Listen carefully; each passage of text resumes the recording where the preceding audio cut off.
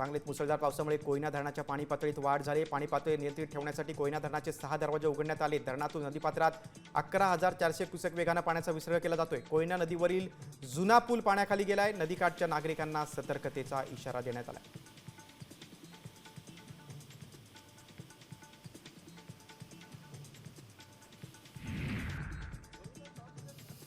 कोल्हापुरात पावसाने थोडी उडीप दिलेली आहे, तर तरी जिल्ह्यात जोरदार पाऊस सुरू आहे।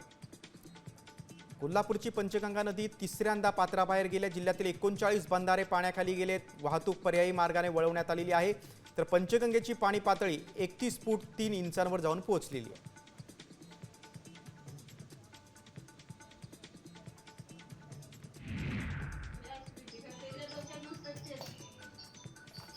बातमी सांगलीमधून 10वीत शिकणाऱ्या एका विद्यार्थ्यानं आपल्या कल्पक बुद्धीनं एक असं तंत्र विकसित केलं ज्यामुळे दारू पिऊन गाडी चालवणाऱ्यांना लगाम बसणारे, दारूच्या नशेत गाडी चालल्यानं होणारे अपघात टाळले जातील असा दावा प्रेम पसारे यानं केलेला आहे। या रॅन्चूनं बनवलेल्या ड्रंक अँड ड्राईव्ह अलर्ट सिस्टीमचा अनेकांना फायदा होणार आहे।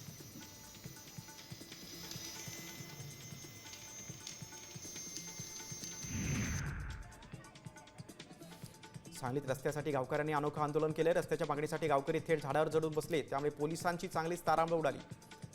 सांगली जिल्ह्यातील विटा येथील शेळकबाव गावात हे आंदोलन झालेलं आहे। गेल्या 9 वर्षांपासून पाठपुरावा करून देखील रस्त्याची मागणी पूर्ण होत नसल्यानं ग्रामस्थ संतप्त झाले।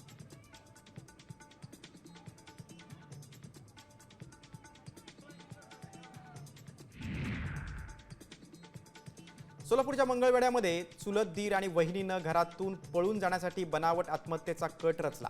निशांत यानं एका मनोरुग्ण महिलेला पळून गावात आणलं आणि तिला पेटवलं। त्यानंतर किरण हिनं पेटून घेतल्याचा बनाव रचला, पण पोलिसांच्या सतर्कतेमुळे त्यांचं बिंग फुटलं। या प्रकरणी दोघांना पोलिसांनी अटक केली।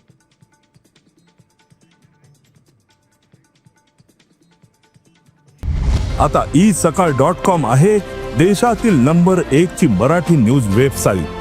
प्रत्येक अपडेटसाठी isakal.com ला नक्की भेट द्या।